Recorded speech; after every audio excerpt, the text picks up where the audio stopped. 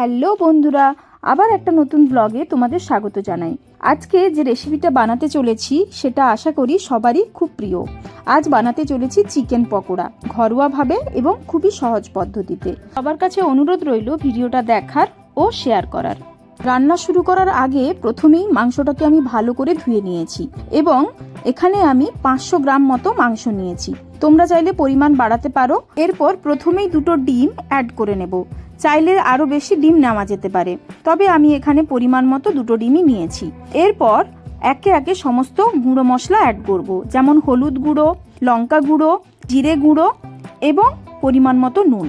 এবং এরপর দেখো বেসনও পরিমাণ মতো অ্যাড করে নিলাম, আর তার সাথে একটু বেকিং সোডা দিয়ে নিলে বেশ মুচমুচে হয় খেতে। আর শেষে যেটা অ্যাড করব সেটা হলো একটু লেবুর রস। সাথে আমি এখানে কম পরিমাণে ময়দা অ্যাড করেছি, আমার কাছে কর্নফ্লাওয়ার ছিল না, তাই ময়দাটাই অ্যাড করলাম। তাতে ব্যাটারের যে থিকনেসটা বা ঘনত্বটা ভালো থাকে এবং ভাজাও বেশ ভালো হয়। এরপর প্রত্যেকটা সলিউশন খুব ভালোভাবে মিক্স আপ করে নেব, মানে মিশিয়ে নেব। দেখো একে একে স্টেপ বাই স্টেপ মিশিয়ে নিলাম। আর মোটামুটি যখন কিছুটা মিশে আসবে, দেখো পুরো থকথকে হয়ে গেছে, তারপরে একটু হালকা জল একদম অল্প করে অ্যাড করে নেব।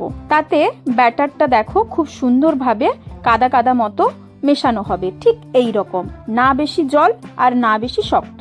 এরপর একটি কড়াইয়ের মধ্যে পরিমাণ মতো তেল নিয়ে সেই তেল গরম হবার পর ধীরে ধীরে মাংসগুলো ছেড়ে দেব। এই যে দেখো গরম কড়াইয়ের মধ্যে, মানে তেলের মধ্যে খুব সুন্দরভাবে ভেজে নিতে হবে এই মাংসগুলোকে।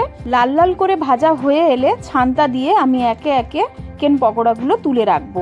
তবে খেয়াল রাখতে হবে ভাজতে গিয়ে যেন বেশি লেগে না যায় বা পুড়ে না যায়, তাতে তার স্বাদটা নষ্ট হয়ে যাওয়ার সম্ভাবনা থাকে। যাই হোক, কোনো রান্না করার পর খাওয়ার থেকে পরিবেশন করতেই বেশি ভালো লাগে।